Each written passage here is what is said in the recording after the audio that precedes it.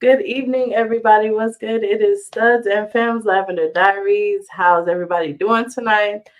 We did get started a little bit late, but tonight is going to be a really interesting conversation, and I'm super excited about it. It's a part two of a conversation that we had at a live show in New Orleans for New Orleans Black Pride, which unfortunately I wasn't there, but I heard it was an amazing show. We had a lot to talk about, a lot of opinions, a lot of things. Thank you so much, Cupid, for stepping in and being the moderator and everything else in my absence, which Hey, I know you did great. So I know you hey, did look, great. I did the best I could, but we definitely do not want to miss. We definitely don't want Brittany not to be our moderator going forward. So yeah, I'm never. I really want you. That's your job. You do a great That's my job at job. it. I do not. So I'll there you take that. I'll take that. So tonight, while we're getting started and getting everybody in here, we kind of want to talk about some things that are coming up for Sons of Femme Lavender Diaries. We got a lot of things coming up the next month for sure. Then we got some Pride information coming up. go. Absolutely. So I guess we could talk about first what's going on with LGBT Greek Week. You want to talk Yeah. about that first? So the LGBT Greek weekend is Labor Day weekend in Atlanta, Georgia. It's also during Atlanta Black Pride weekend. So if you want to check out the schedule, you want to go to lgbtgreekweekend.com. Lavender Diaries is on Saturday. We are doing a live, and it is about dating. We are going to probably get we're going to kind of put a different spin on it, and I'm sure the questions are going to be a little bit more exciting, so you don't want to miss that part. That's all I can probably say about that. But I know that there our cast, we're adding, we do always, when we do live, we add people that are, I guess you could say, in Atlanta. We'll have some new faces. Our cast will also be there. So it'll be a great time. I think it is something that we do not put on Facebook, so it doesn't go live or anything like that. You have to be there. Otherwise, you're going to miss out. And as you know, a lot of times we do a part two. This time, when we do the dating live in Atlanta, when we come back, it'll either be between September and October.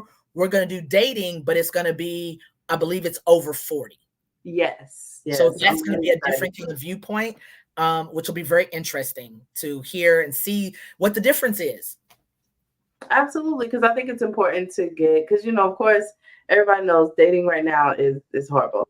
But I think it's interesting because we when we talk about dating, most of the people on our panel are around the same age. Like all of us are around the same age. We're in our like early to mid 30s. Some of us are a little bit younger, and some of us a little bit past that. But I think it's really interesting when we talk about dating is what dating looks like when you're older 40 plus because what happens in the dating world there is much different than happens when you're younger and mindsets are different, everything is different. As someone who I primarily used to date like older women, like I can there's a different difference when It I is. am interacting and in a relationship with someone who's around my age versus somebody who's like 10, 15, 20 years my senior. So I think it's just interesting to have these conversations with older women. So I'm excited about that. Oh, yes. So we got a couple people, some of our panelist members, they have some things coming up with their organization. So I'm going to bring up a couple people so we can talk about that as well. I'm actually going to bring up Captivator first. Hello, how are you doing today? How are y'all? Good, good, Good, good. good. I know your organization has some things coming up that you kind of wanted to talk about too. So let everybody know what's going on. Definitely. Gamma Alpha Psi is on the move. Recently, a lot of busy work in the community. Pride just in general for the LGBT is a busy time. And for us, it becomes easier because we want to make sure that positive visibility is always seen. We just finished the New Orleans Pride great event a couple weeks ago. Oh, We and were black. able to, right, New Orleans Black Pride. We want to make sure we add that in there. We were just able to do Faces of Houston Pride. We got extended an invitation to be in that parade. So the first LGBT or Greek organization in general to be in that parade. So that was definitely an amazing experience. We were the fan favorites, so we like when we get voted fan favorites. But that helped us extend to about 4 other sororities that joined us as well. So we always like to add that Greek unity piece. Now we are Sunday is the actual day, but we are in our Founders Week. We are celebrating 18 amazing years of trials, tribulations, and growth. I like to say in the Greek community.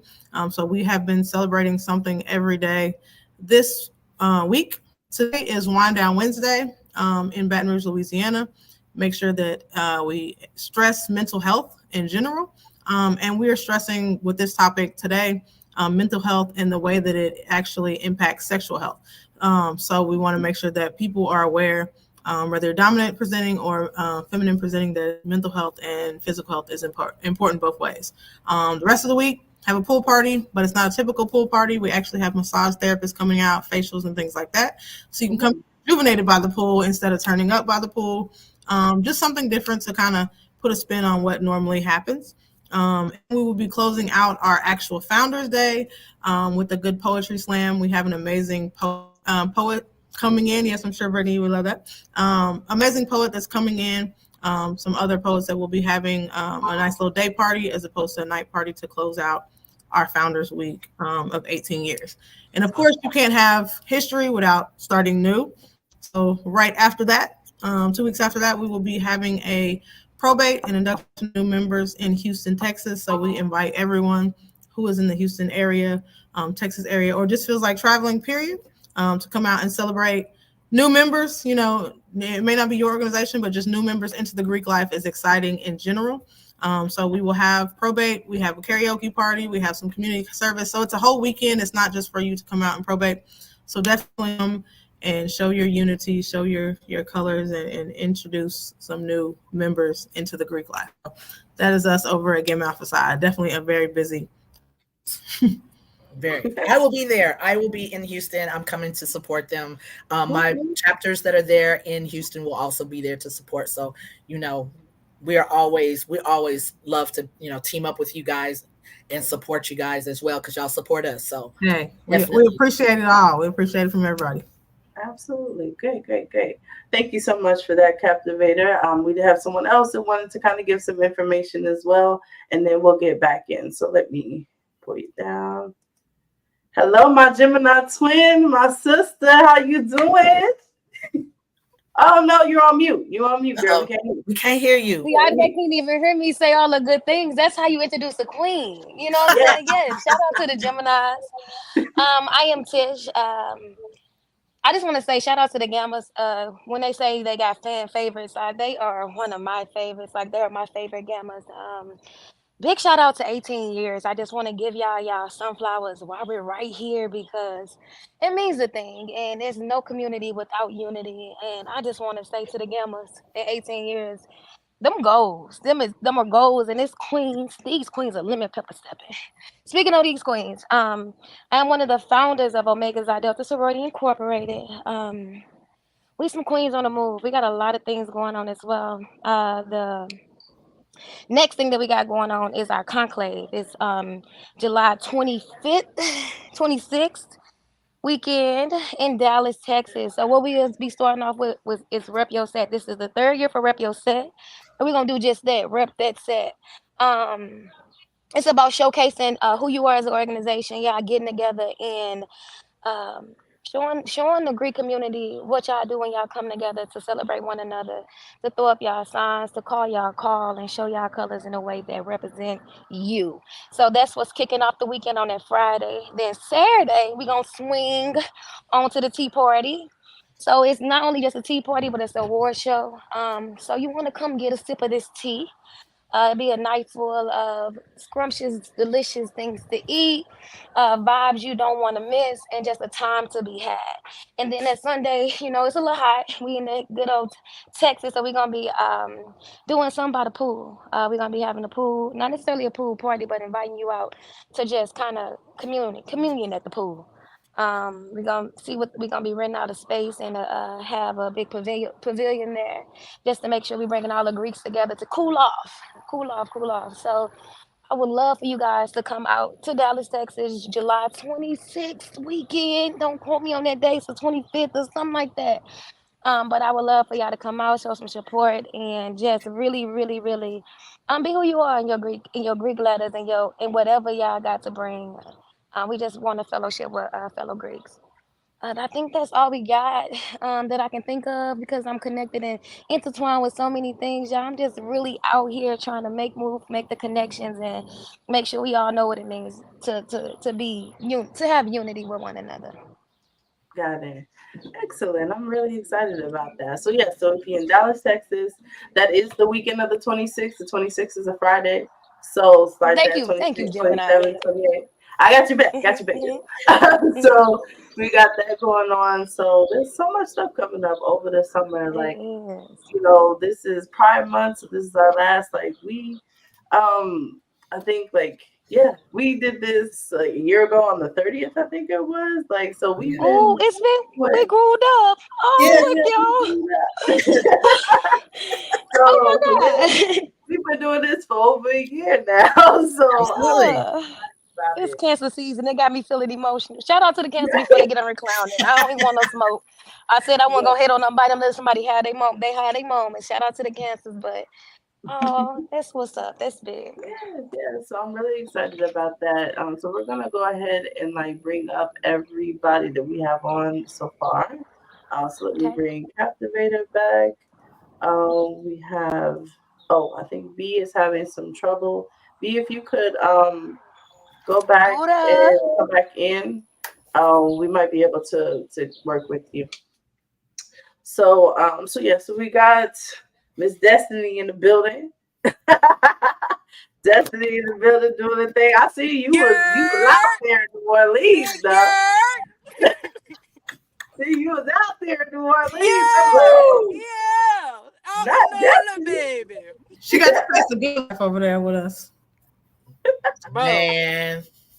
it was my first time outside. Okay, backpack tour in full effect. You feel me? It was really nice, but now we're suspending the tour possibly. But we still outside.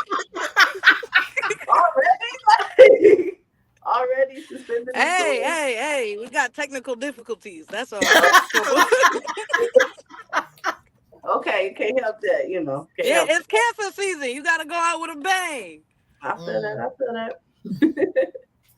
All right, so we're waiting on a couple more people, but we're actually going to get a little bit started into the conversation because I'm gonna represent for the films tonight too. So me and Tish can hold it down until B and Keisha get in the building. And so this is again going to be a part two of a conversation that had at our live event in New Orleans called "The War Between Tops and Bottoms." Now, I know a lot of people are like, "What the hell does that mean?" But that's actually a phrase that I heard and was coined by a woman called Jessica Holter. She's from the Punani Poets as well as Holter Intellectual Properties. And typically, when we think about tops and bottoms, especially in the LGBT community, it's like who's giving, who's receiving, who's the top, who's the bottom, who's the verse.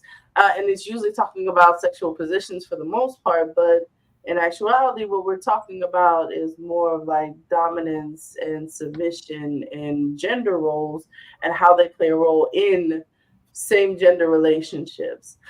Because let's be honest, especially in the Black and Brown community, when it comes to LGBT, we hold very tightly to heteronormatives for whatever reason.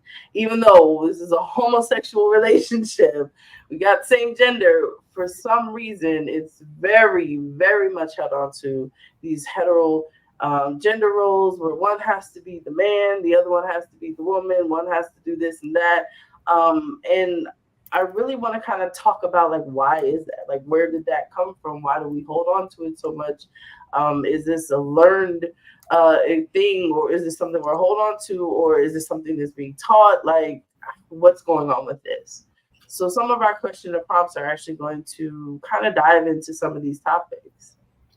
So, to kind of get started, I'm not sure if Tish, we might have lost Tish a little bit. um, I don't know if she can hear us. I can't hear you. Have not lost me. I am here with you. I am Okay. here. All right. So I know this is like a really like easy like type of question that everybody asks, And I just really want you guys to really briefly give a description, because we've kind of broached this question before. But like for you personally, what does it mean to be like a stud, and what does it mean to be a femme? And I'll go ahead and start with you, Cupid, since you're at the top, and we'll go around. Why are you holding your hand, Captain? I know She's like, that's I'm what not I a said. Very stud. I'm briefly. not a Very femme. briefly. Here we go. Um, So it begins. there you go. Here we go. You ready? Here we go. Um, so what is it to be a stud? For me, I'm old school. So therefore, yes, roles matter to me. I am the one who takes out the trash. I'm the one who fixes the car. I'm the one who cuts the yard. Those are things that I feel are, and yes, it's very much the heterosexual normity that I embrace. Am I teachable to make changes and advance? Yes. Um, so I do think I still doesn't matter that my wife or girlfriend will not take out the trash. That's just a no. You know, not gonna let her do that. I think there's some things that are I feel like there's things that are masculine oriented, Mm-hmm. that we should do. I do hear studs many times say, well, why she can't open my door? Yes, she can, but I prefer that I do that. I prefer to get out the car, even if I'm the passenger, I'm gonna get out the car, go around and open her door. And if she's the passenger, I'm still gonna do that. I think as a masculine, we I guess I'm saying it like we're protectors. We're the first round of heavy protection. I do think that films can protect as well, but I think we are supposed to be the protectors. Wouldn't say the breadwinner, because I'm okay with the woman in my life making more money than me. I'm all right with that because I understand, what that kind of what I do is nonprofit. So therefore I understand that level of she's corporate America, she's automatically going to make more money. I do think that there's an equal ground though. But I think you have to have those conversations as well to what those roles will be. But I'm traditional, I guess you could say, or hetero traditional. There you go. Hetero traditional. So for masculine centered, you believe that there are gender roles that kind of align with what is typically considered what a man would do Yes. in that relationship. So would it be fair to say that you feel like femmes would be the opposite to that? A more feminine identified woman would be or do things or have characteristics and things that a woman would do. Yes. Yes. And that's typically how you prefer to cohabitate in your relationship. Yeah. I mean, understand I'm flexible though, because I normally have met women and dated and been in relationships where that has been the standard. But am I open to change and growth? Absolutely. If it makes sense. If it makes sense. Would you say that this is just your preference, or is this something that you feel like everybody who has the moniker of stud and femme should follow? Everybody, it doesn't work for everybody. It's not going to work for everybody. It's not fair for me to say everybody should do this because it does not work for everyone. It works for me. And I'm sure there are some other people that are out there that go, yeah, it works for me too. But everybody shouldn't do the same. Everybody has to find their own design of their relationship. Okay. All right. Now, Tish, I'm gonna go to you next since you're next up. I agree with the own design. For me, being a femme means just being in my femininity. Whatever that looks like, it kind of change, and I'm so versatile when it comes to if I put my head on backwards, like I be feeling myself a little bit, and I'd be like, you know what I'm saying?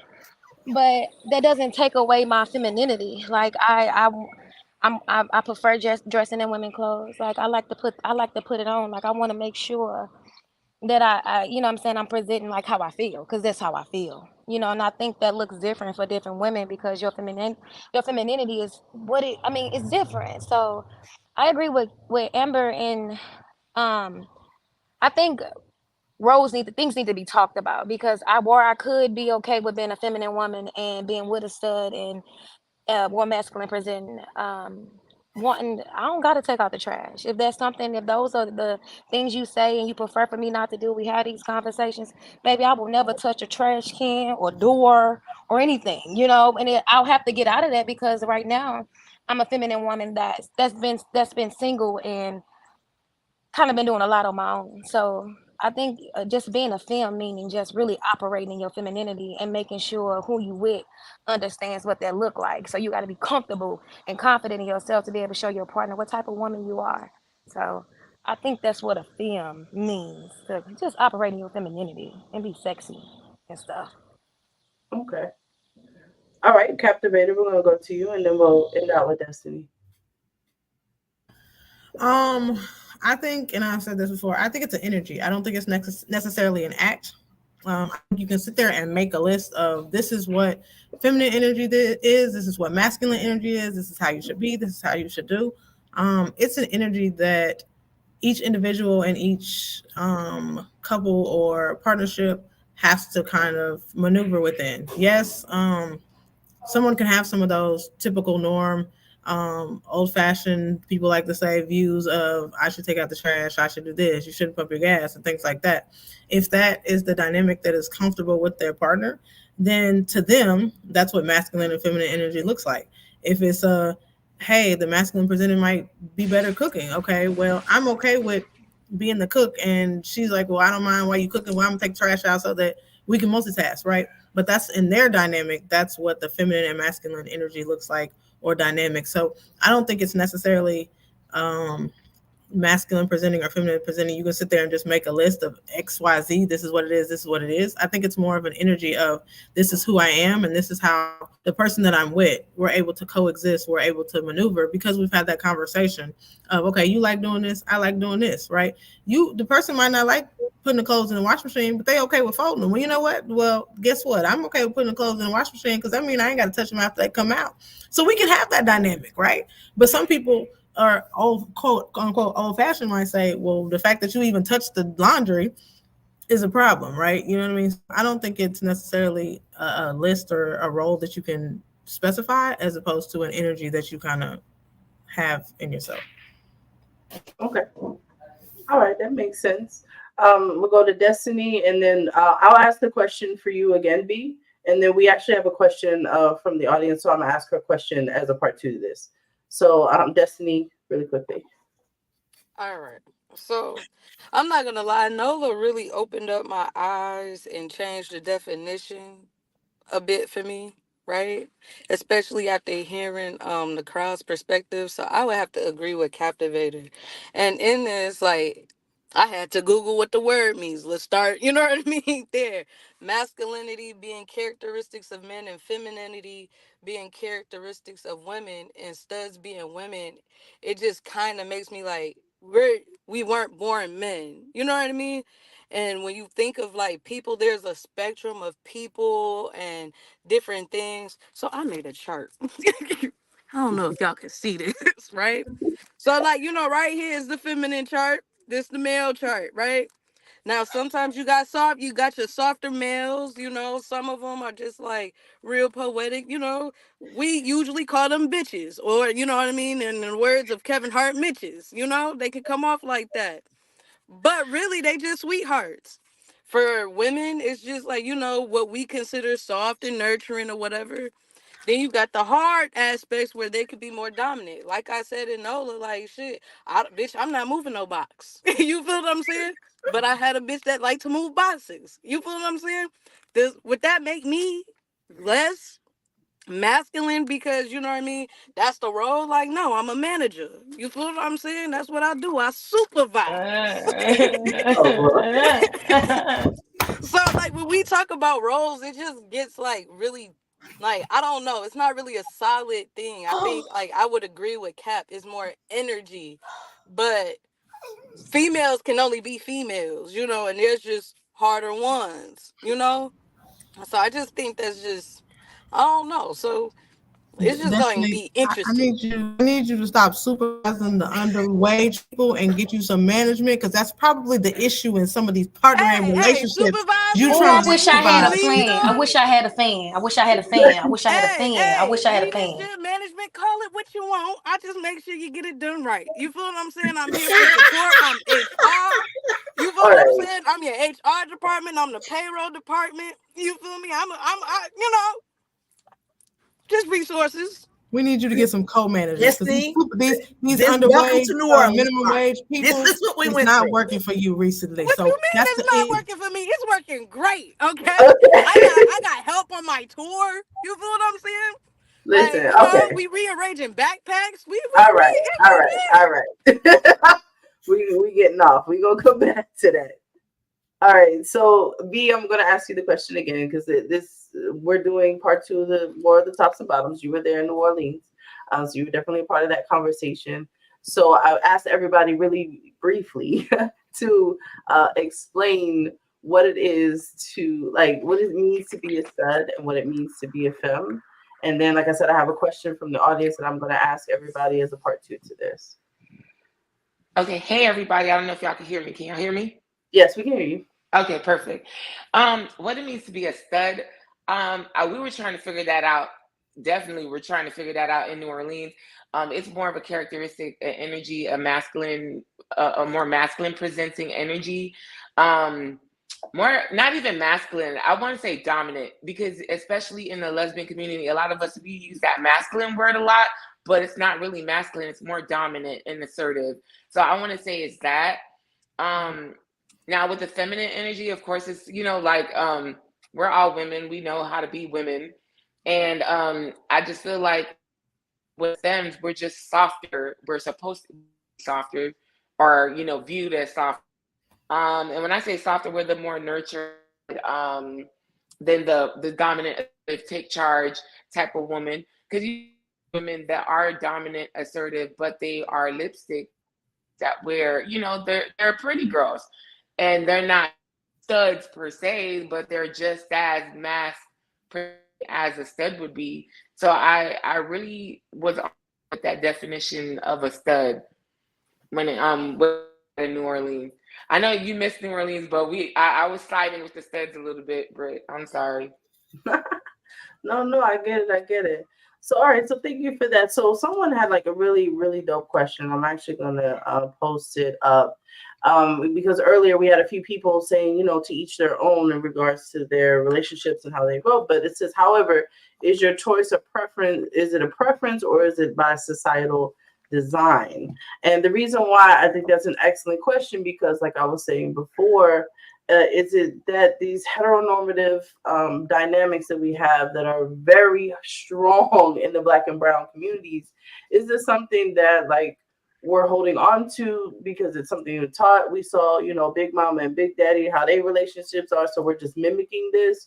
Or is this something that we feel like we have to do to assimilate and to be seen in culture and society? Like, why is it that it seems very, very like important to our community? So I want to ask that question to anyone who wants to answer that. I spoke on that a little bit. I did touch base on that a little bit in New Orleans, as far as it only being prominent in the communities, because when we're looking at the other communities, they function well. There's no what is it, the roles. They don't do a gender role in a lesbian community, like not a lesbian relationship, basically. So I do feel like it is a societal design. We're trying to mimic what we see. And of course you have not all lesbians were coming from broken homes, but they are mimicking the home that they were brought up in. And also something that they did bring up, which I did disagree with, was that a lot of studs, masculine presenting women, or the butches and aka dykes, as Destiny would say, they were mimicking the Black man. And that's what we're seeing. And that was another thing as well that we were touching base on. And it kind of rubbed me wrong, because a lot of the stereotypes that we're seeing are negative, and we're actually correlating masculine present Black, brown communities as negative. And that's, they're saying that they're mimicking Black men. So now we're tearing down Black men, and no one's taking accountability for that as well. So I do feel like it's because of what we're seeing in our society. People do try to force that. They want the marriages, they want the picket fence, they want a two-parent household, but they don't know how to do that in a two-women household. Mm. I think that comes because people are so worried about being accepted that they feel Mm-hmm. like the only thing that they can be to be accepted is to fit into what the people from the outside looking in sees them as, right? That normal gender role of the male, female, dominant, non-dominant party. So that's where you find those other relationships, femme on femme, stud on stud, non-binary, things like that, where they get looked like frowned upon because they're not in the norms of what the outside community assumes it should look like, right? If you're not a dominant presenting, feminine presenting person walking down the street fashion, then to the outside world it looks weird, it looks different, it's frowned upon. So I feel like it is, to the question, by design or by preference. I think it's by preference because some people are looking at another reason to not have something negative on them, right? You're already fighting essentially for your life being in the LGBT community. So it's like, well, let me not bring any more spotlight to the type of relationship I have, or this type of gender norm that I have inside of my relationship, right? But that are successful or that are able to move in their relationships are the ones that make the choice to just be themselves, right? Have that communication of, this is who I am. I'm presenting to you who I am. Have a choice of either accepting it or not accepting it. And it may not fit in what you feel like my role in your life.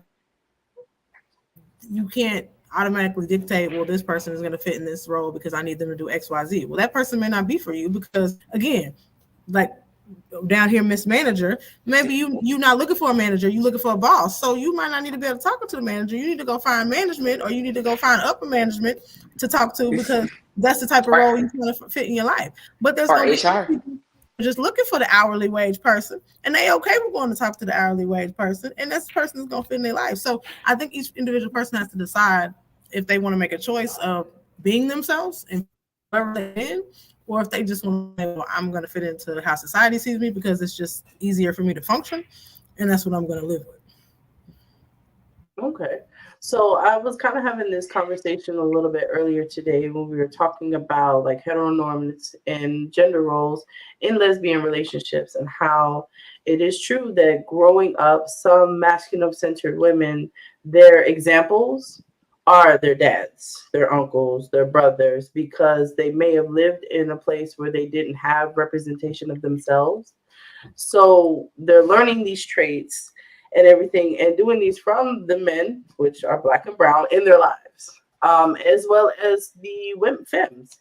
We have our examples of our mothers, our aunts, our sisters, our grandmothers. And I think that one of these things, and it's a question that we have on here, when it comes to gender roles in a lesbian relationship, and people feeling the need for them, is it kind of like this safety thing? Like, I want to fit in, so I'm going to do this, and I'm going to put myself in this because I I don't think like to so. wear these types of clothing? Or am I putting myself here because maybe I'm a little tomboyish, and because I like sneakers, obviously I'm a stud, even though I might want to put on some heels every once in a while too.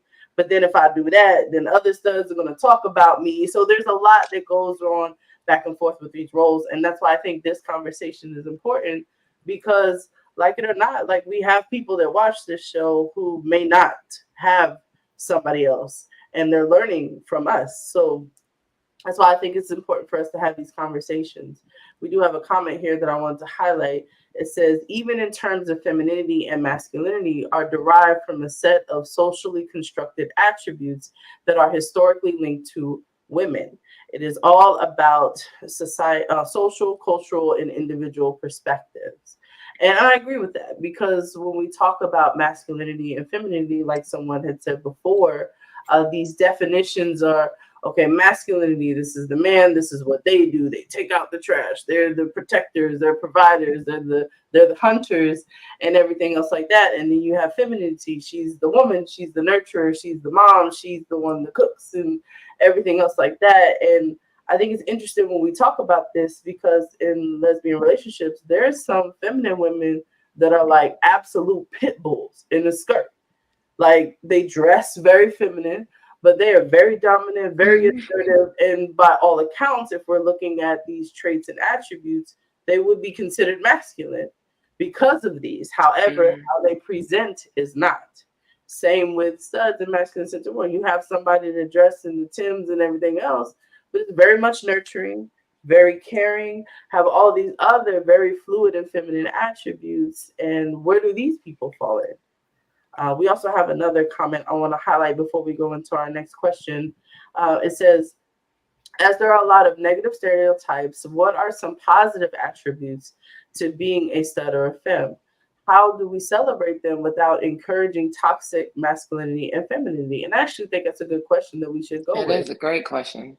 So who I think Destiny, you had your hand up, so I'm gonna start with you, Destiny, for this one.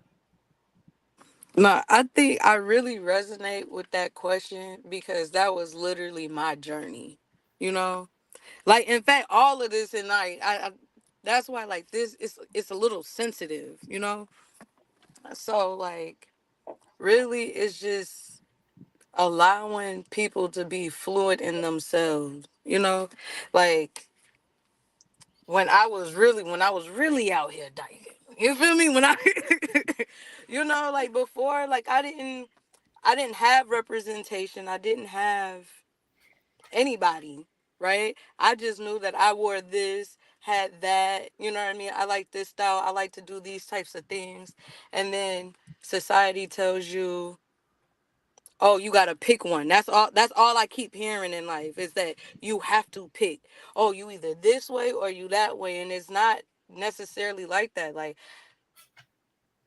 I just feel like when I was in NOLA, one of the biggest things that I learned was to come together, like, you know what I mean, to like meet other people and to be honest about who you are as a person, right? And then it'll come out because I feel like a lot of stuff, it was this one question that, well, answer that really resonated with me in NOLA. She said that she she dressed this, you know, like a stud and was doing everything, but she didn't really know what to do other than be herself. But then she dated this girl and was like, and the girl was like, you got to be like this. And she was telling roles of a man, you know. So then her being not, you know, in the country, nobody around her, and this is how society's telling you to pick, that's the role she went on. And then you keep, you know, it's back to back. And then you date somebody else with different men requirements and how that man feels like they need to be. And I also feel like that's what happens with black men too. That, you know, everybody's, you know, get locked up and things like that. So like, you know, when you finally get a man that's not locked up and doing whatever, he doesn't really have a role model. Who do you go to? You listen to other people about what they think, about what they are. So I just feel like the biggest thing is not only talking and being okay with yourself, because society will tell you to pick, you know, like I came in there, shit, wig and lashes. You feel me? Like, but I was pretty though. You feel me? I got a whole new lineup, you know? Let But sure. Okay. I And I want to hear from you as well, Cupid, because, like I said, we're kind of talking about societal, but I also want to touch on generational as well, even though you're not that much far removed from most of us. I definitely want to get your take on that as well. So I'm learning some new things. I do hear a lot of Black women, whether they're heterosexual or homosexual, they are asking for their soft air. They're asking for the opportunity to not have to be that boss out there. That doesn't mean that they're giving up that energy of being dominant or that energy of being a boss or anything like that, but a lot of times you just want to take that off and wear something else. I think that for me, I am learning to embrace my vulnerability. So yes, I do look at things very masculine in terms of what I do, how I am, how I present, how I govern myself. But that also means that I want to be soft with the female that I'm with as well. But there has to be that under. I think you have to have those. I really Exactly. believe you have to have those conversations. You know, most and correct me if I'm wrong. Most studs don't understand how to be vulnerable, and then they're very scared to be vulnerable because there are some films out there that say things. They are uh, not bottoms. They are tops with the authoritation of I'm slutting you out.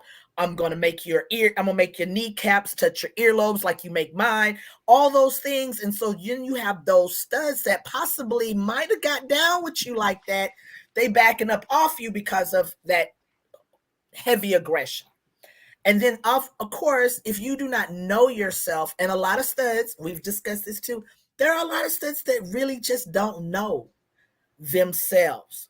So then they have the barrier of I will not do this, don't do that, I'm not gonna do this, I won't do that. I look at it like this. My mom's motto was try it one time. If you don't like it, then you gotta do it no more. If it's like eating something that you ain't ever tried. Try it one time. If it doesn't work for you, then you just don't do it anymore. But I think that we have to have, as I've gotten older, and you would think that when I was younger, I was more adventurous. No, I'm not as adventurous. I look back and I go, well, I wasn't really that adventurous. Whereas now, because I do know who I am, I'm very secure at who I am. I'm willing to be a little bit more adventurous. So I think I don't know if it's. I really think a lot of it is growth in this. And again, we might be drawing in people that can bring us to that vulnerability and bring that trust in. I think that's another thing, is that you have to look at the other elements that go with it. Vulnerability, trust, communication, to be able to not be set in certain ways, because you could miss out. I just think we have to be a little bit more, we have to know who we are and be able to provide. I think Femmes have to also have that open-mindedness as well. Absolutely. I know, B, you raised your hand, and then I'll go to Tish. So B first. I feel like when it comes to the gender roles and things like that, it's not more of a gender role. I think as women, and as I could speak for studs and femmes when I say this, we're looking for security, we're looking for safety, we're looking for a sense of comfort.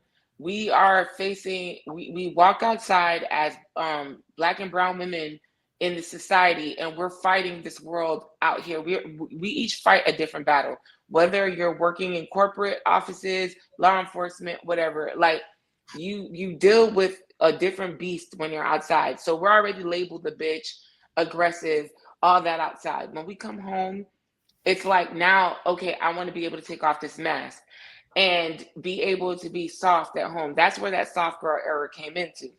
Now, the problem is, when it comes to that, is both of us are fighting for that soft girl era, because like we both want to be soft. The thing is, like, when it comes to dating, I think when we're looking at the representative, remember when we talked about the representative, people come into a relationship pretending to be one way.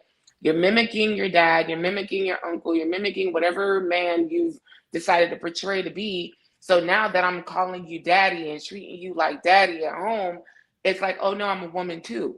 And it becomes one of those things. And that's why we're bumping heads in the household. And I think a lot of people don't sit down and think about that. When you're coming in, like you said, you were having issues with vulnerability. And now that you're coming of age, it's like, okay, I'm okay with being vulnerable. Someone had to provide that safe space for you to be okay with being vulnerable. So now the conversation should be, how do we provide that space for our masculine presenting woman or our feminine woman to, feel safe to be vulnerable in our home, so that way there isn't a gender role, because the whole thing is more so about vulnerability, communicating and understanding where we're coming from. Like I said, when we walk out that door, we each fight our own different battles. As a masculine presenting woman, you're fighting something completely different. You need to be accepted where you're at. You guys get scrutinized just trying to go use a regular woman's bathroom. You know what I'm saying? Like, as opposed to myself, I can go outside every day. I'm just as masculine presented, but hey, I wear feminine clothing and I could go outside, but no one's bothering me. I'm still a woman. But then because I'm assertive and I'm headstrong, oh, she's a bitch. She's just doing too much. So I have my own different battles. So now the thing is, how do we come home and have those conversations so we can create harmony at home? Because right now, like we said before, in our community, we're raising, like, the rate is rising as divorces and broken families because we can't get it together at home. Absolutely. And Tish, I'm gonna go to you before we go to the next comment. So a quick synopsis, because from my listening, it seemed like I'm unclear of what the question or the topic at hand was.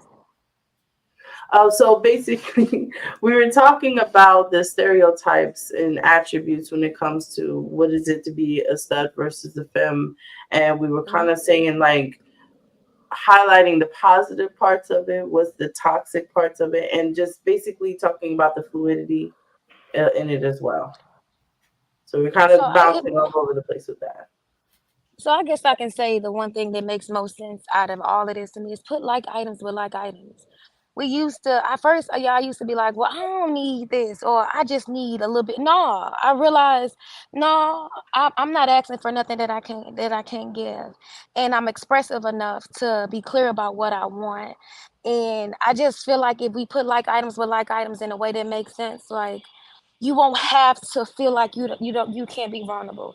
Vulnerability in a relationship, no matter what status or color or how you identify, is something that's needed right along with communication. So I think my answer to all things of just even the visibility of a relationship, just put like items to like items. Whatever makes you feel good, whatever makes you comfortable, but know those things so you can be able to pair up correctly. So that's all. Like items are like items. Know who you are. So when somebody come checking for you or looking for you, or when you looking for somebody or checking for somebody, you able to speak to who you are and what you want. Excellent. I definitely agree with that. So we had a comment that said, we need to treat people as an individual and not as a gender role, listening attentively to their concerns, fears, and goals, or recognizing and appreciating their hard work and effort, to name a few. So definitely. So like I said, the whole topic, and just to kind of go back, because we did have a few people that just hopped in, we're talking about gender roles and heteronormative gender roles within the lesbian relationship or homosexual relationship dynamic. So we kind of went over, like, what it is to be a stud, what it is to be a femme. We kind of talked about the duties and responsibilities. And then, so I wanted to ask, because I know, Cupid, you said you prefer a more traditional way relationship. So is that like the gender roles specific in your relationships? Is that like a conversation you have up front, where it's like, look, I'm this, so I'm doing this. Your responsibility is this, and you kind of just have that conversation up front, or is it that's typically the type of energy you attract in a relationship, so it's kind of natural that you fall into these dynamics? Like, how does that work? I think it's more for me. I think it's more, once you get to know me, you'll start to see those things. And then I do talk about it. Right. So I think we talk about it, and it's not so much like, hey, I like vacuuming. Do you like doing this? Do you like doing that? I think it's just, as you're getting to know that person, everyone here has always heard me say, I'm a lot to deal with. I do a lot. So therefore I'm looking for one who does that is a lot as well. But I also am very clear about, and you guys have heard me say this, I don't mind an aggressive woman, right? I need a sprinkle of it, though. I don't need a whole bunch. Just need a little sprinkle. But I really am looking for a woman who wants to be submissive. I am looking for a woman who wants her soft space. But those are things that, as I'm attracted to someone, we have those conversations. We talk about who we are, what we like. You're going to hear those things, and so you'll know. I I don't think that it's I don't think it's hard to have those conversations. Some people will just be like, look, I'm this, and this, and I don't do this, and this. And you can do it that way. I think if you're just having conversation, getting to know each other, you're calling each other, that kind of thing, and talking, you're gonna learn those things. Again, going back to what B said, though, you have to be careful because a lot of people have those representatives. I don't have a representative. So this is you get it all. This is who I am. So I think that's a little different for a lot of people because I think we're so used to people presenting the representative that people are waiting for that to go away and the real you to come out. And I don't have that. So it is really having conversations with me to learn that is what I like. I like certain things this way, but I'm flexible. I'm learning to be flexible. You like me? That's great. And I think that's good to understand that there's growth that can be. I don't think we should completely get away with tradition. I think people should, if you have your preference, if you prefer to be this way and you prefer your household to be run a specific way, I don't think there's anything wrong with that. I think where we kind of get into touchy ground is when, as elders or as people in the community who have some type of following, who have some type of impact, when we're impressing upon what we believe and our preferences on everybody else and making it seem like this is what you're supposed to do or this is the standard. And that's kind of what I want to address with that is when we have this is what the standard is for a stud. This is a standard for a femme. If she's a femme, she has to do all of these things. If you're a stud, you have to do all of these things. And if you do not fit into these two labels, you're something completely outside of it.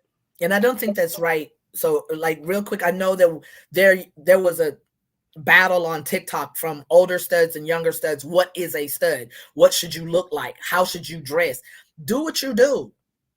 Like be you. That is my biggest thing is that be comfortable in who you are, know who you are. Because once you know who you are, the label doesn't really make you. Like, yes, I'm masculine presenting, but I'm me. I will wear a sweatshirt, and the look is just masculine looking. But I do think that you cannot say a stud must have this. If you want to wear lace front, by all means, do you. You want to wear lace, do you. You want to wear makeup, do you. Be who you want to be. And I think that, and I agree with Tish on that, like items will eventually come to be with like items. But you must understand, don't let anyone dictate how you should be. Yes. And I think that's hard. It's hard. It is hard because like society, especially our younger generation, they're so impressionable. They with what society is telling them. Like there's like this rule book of how to be a stud and how to be a femme. Because look how much scrutiny that stud. Like, you know what I'm saying? You got to look at what is out there. So it is harder than what we're saying. And it's all about getting to know yourself and being comfortable with who you are. Yes. However, look at the journey it took for us to get there because it wasn't easy for us to get there either. So now it's like, all right, well, we figured it out. How about we lay the blueprint out for them, the others that's coming up behind us to figure that out.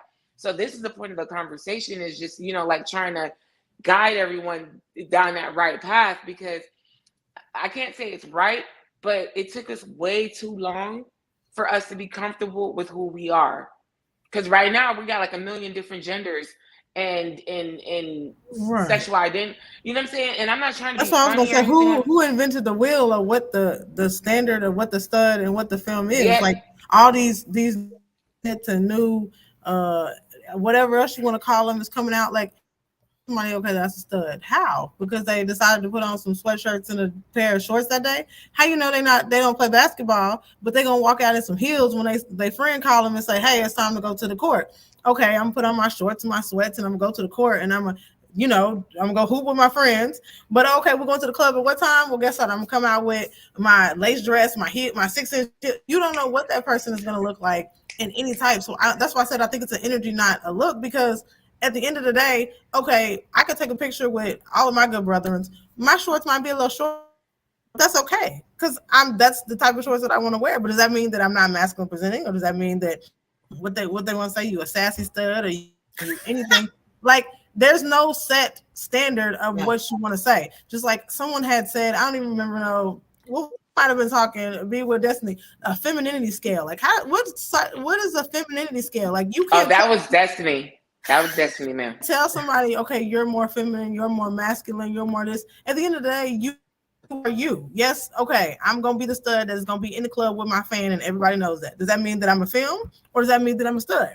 Like, are they telling me you're a stud because of the clit you have on, but it's a film because she wants to pop her fan more than this and that? Like, you can't put a scale on what someone does, because who said this? I cannot go to a book, a encyclopedia, a journal, an urban dictionary, the Bible, anything you want to say, and say, let me flip to page 372.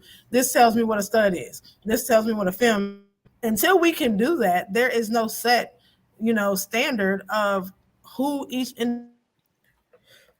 have to be your own individual self. And most people who are confident in themselves, as Cupid says, those people that walk authentically and in their competency, those are the people that are successful. They're not being judged or anything like that. They're not presenting a representative, because throughout the day or throughout every place that they step into, throughout any atmosphere that they step into, they are their authentic self, regardless of if that is fingernail polish, a lace front, makeup, long pants, short pants, dresses, heels, whatever that is. They're going to step into their authentic self every time. So no one is going to say, okay, well, this stud is this, that stud is this, or this film is that. Say, oh, that's such and such. They are then addressed by their name, not who they classify as, and they become an individual as opposed to a masculine presenting or a feminine presenting individual. They're individual. People know them as that person. So I don't think we can sit there and say, okay, this is what it is, this is what it is, stereotype, this is what society says, because there's no I can go turn to and say, okay, instruction number 3, I need to make sure I cut my jeans at this inseam because that's what's gonna make me a stud. Nobody. And make sure you get the right backpack and the right white beater. Mm-hmm. I think it makes it also harder in sex and being intimate. And to being intimate, I think this also plays a major role in it. Because then I can't do this because I'm this, and you have to be this. You know what I'm saying? So I think you have to. I honestly, I just think you have to know yourself.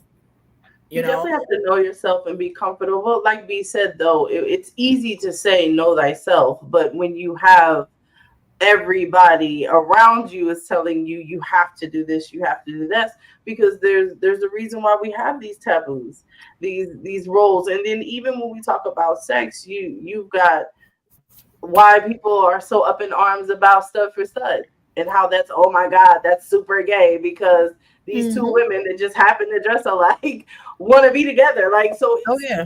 I'm listening in New Orleans. I'm like, who says that the film has to have the baby? Why the stud can't carry the baby? Like, right. In what atmosphere does it say that you have to be feminine to carry a baby in your relationship? Like, that doesn't make any sense. At the end of the day, y'all both can carry them because you're women. Like.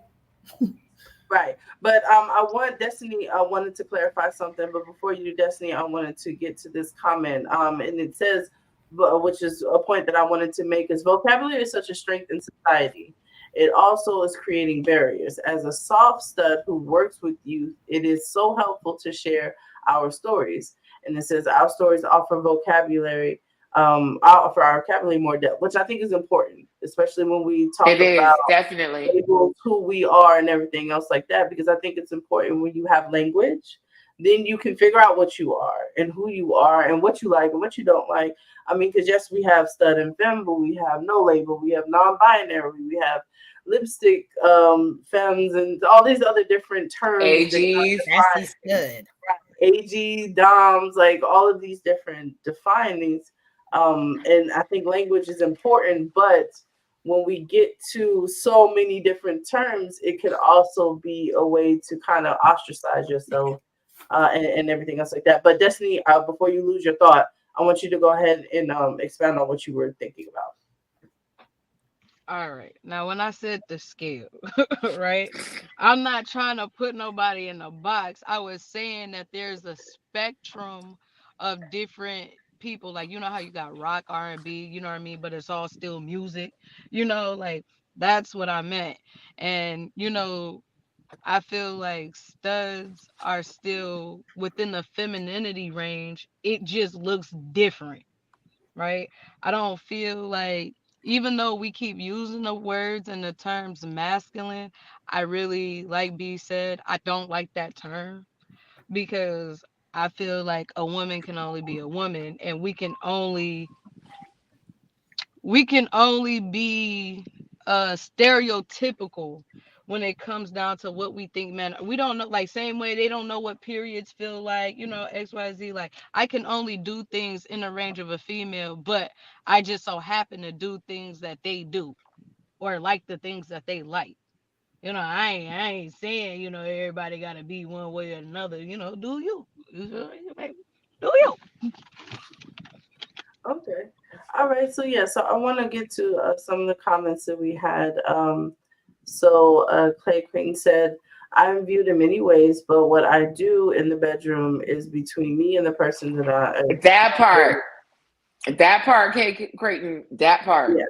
And then so the log said, "Women are women. We love each other. How we feel to love and to them that changes only when you go and change yourself.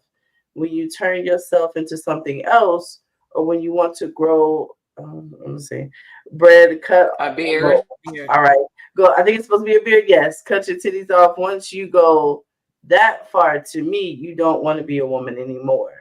But for a stud and a femme, it's a bubble society put on us. If you're true to yourself, then it should never matter. It should matter only to you and no one else. I think I understand what you're trying to say as far as that. So yeah, we're not really getting into the whole, people wanting to transition. We're more so talking about masculine identified women who identify with their womanhood. And everything else like that, but may be a little bit more aggressive or assertive based upon either how they individually feel about themselves or what they're told. Because that is the thing where people are, again, just because I might like to go climb trees and I like tennis shoes and don't really like wearing heels all the time, all of a sudden, oh, well, you have to be a stud because you do this, or you have to be a femme because you do this. That's where I think is the issue, because I don't think it's so cut and dry with everybody, because like we were talking about, I'm a Gemini. My mood changes all the time. I might want to do this and I might want to do this 2 seconds later. So Because I we can don't do all things because we're Gemini. Geminis can do all things. right. So I knew Tish was gonna chime in. I wouldn't be me or a Gemini if I didn't. I had to, activate it Don't on come YouTube. in, Gemini. but I definitely agree with the energy source because, like we're saying, like the fluidity of your energy is whatever it is at this moment. Because there are people who, in their younger days, their young gays or the baby gays or whatever, could be more masculine centered, and then they transition into something more feminine, and they decide they want to be more feminine. And I think as elders in our community and our respective communities and where we are and now, I think it's important for us to allow people to be who they are, and to guide in whichever way so that they're not harming themselves or others, but allow it. Because just like we have maybe some studs that are really exhibiting toxic masculine traits and they're kind of being very destructive and abusive in that, we also on the other side have a lot of femmes who uphold that and who oftentimes are like, oh, well, you have to be this way. My stud has to be like this. My stud has to be in a relationship. Yes. My stud has to do this. So that femme will come along with someone who's kind of new, doesn't really know themselves. Like Destiny was saying, is like, oh, well, if she's saying I got to do this, then I have to be this way in order to be with her. Instead of thinking, oh, well, baby girl, you're not my cup of tea. Let me go over here because what you want is not what I'm about. I think that's also why you have people right now or masculines walking away from the word stud. Yes. We're more embracing the word masculine presenting because it does have such a, I feel that it has such a large range that it actually can fit every aspect, instead of just calling yourself a stud, which I think has now boxed us in, that says that we But have to be this kind of person. And I think if we, because I think I'm hearing more masculine people, more masculine women utilizing masculine, the word masculine presenting a lot more, or masculine of center, a lot more than they are stud. And I do and think that makes a difference to feminine women as well, because I feel like that might be a way of saying to them, hey, this person understands a little bit more of the energy level that they're giving off. I'm gonna be honest with you. As a femme, I don't care what you identify as. To be honest with you, you're a woman first, and I see the woman in you first. Now, the thing is, like I said, like you were saying, a lot of studs now are coming into it as masculine presenting. Once again, here goes the gender role, and it when you guys are saying masculine, the man perspective into the relationship. And if you don't want me to see you in that regard, why do you bring it into our dynamic? And that's where the confusing thing comes into play as a femme, because once again, there's a lot of things that I'm very dominant. Like when it comes to myself and my household and how I run my house, I am very dominant. I am very assertive. So I had said it in New Orleans. I was like, I guess I'm considered a sassy stud then, if you want to go by that definition. But when you guys are coming in, okay, I'm masculine presenting. When we're looking for the masculine part, like I said, what's important, safety, the security, the providing, the provider part. Those are the things, that's like the top three things a masculine energy would be bringing into a situation. And then when you fall short of that, it's like, oh, I'm a woman too. So then how do we deal with that as women in a relationship dating a stud? And don't laugh, Cupid, because you know I'm speaking. I think that's a good point to make as far as like what people are representing themselves as. And I think that goes back to language again, because I mean, even with this, we studs and femmes, Lavender Diaries. Yeah, not everybody on our panel in our cast identifies as a stud or a femme. But Sure. we're using these terms because these are local, these are like very like popular, well-known terms that we're using for this particular platform. And I think when it comes to nuance in language, that's where we can kind of separate it with the masculine center versus dominant, or aggressive and things like that. Because an AG, in my experience, an AG could be somebody who presentation wise could be more feminine or could be Facts. more dominant in presentation and still consider themselves an AG and they're aggressive. Because again, it's about the energy. So actually, one of our other cast members has a comment that they put in there. It said it's definitely an energy to be who you are and to be honest with it. Stud versus femme is just another way to continue to divide our community. Labels is used for understanding purposes. I get it, but some people can't put themselves under a label and are comfortable in both energies. The older generation had a way to do things. However, a lot of that also came from not being accepted and mass presenting having to lean more towards a male figure dynamic. As time went on, I see more people get comfortable with, and it doesn't continue down there. But It that's says get an interesting point, and that's why I wanted to ask about as far as like the older, is it generational? Because the older generation didn't have a lot of representation, they didn't have a lot of freedom, so it was a safety measure to be very masculine and to be this, because if they could pass, then there was safety and protection in that Absolutely. Keep versus be more using feminine. I just want to point out that you keep using, and I don't disagree. We're using past tense words, so you don't have my. I want to say nobody. My mom wasn't gay. Nobody was gay. So, and not to say that matters, but choose to be who you are.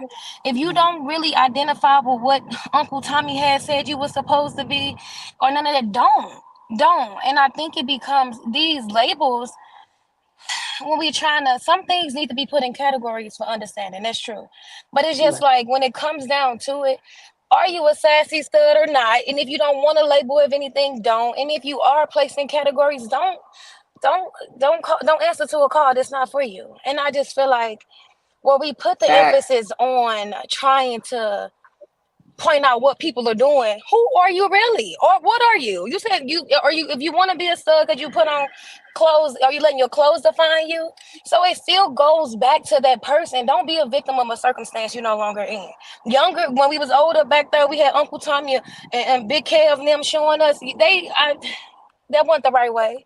If we were taught to hate a certain type of race growing up or taught to do this, as you get older and you start experiencing things and start noticing things, won't you, it's your choice. It become about choice, and it become about communication, and it become about us being healed in who we are. Because what we probably thought was, I used to think I used to be about a lot of things. I don't want to do that no more.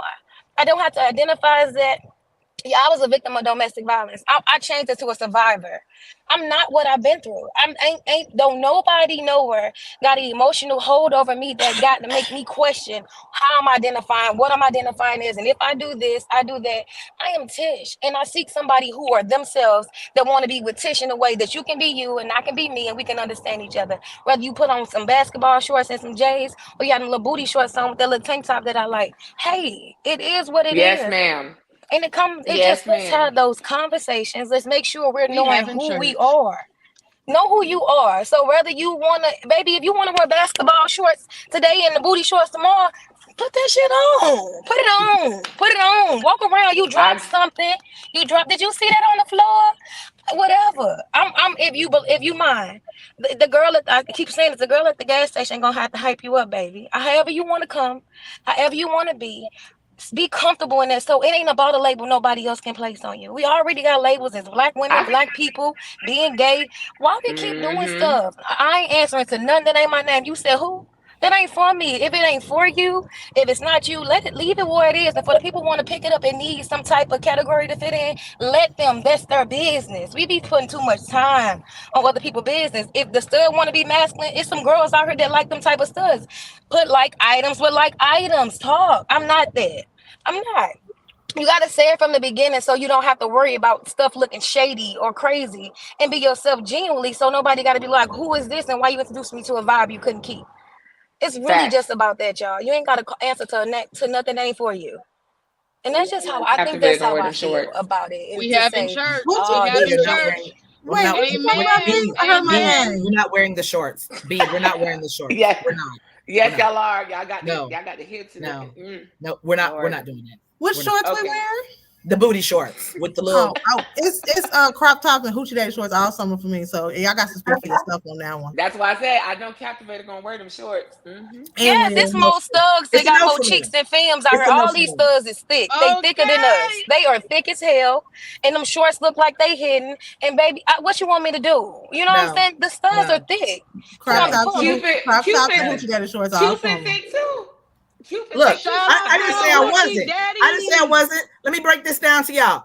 If you are in my private environment, you will understand that yes, I am a girl body. But if you're not in that private environment, Now, you're not girl, going to see that. I'm you're not a wearing the woman. hoochie shorts and the crop tops. Now you're a I'm gonna let woman. Cap do that, and I'm gonna encourage Cap. Be you. Thank you. I just bought 3 new ones. We'll have them on. But You know, that's what Cap's makes birthday.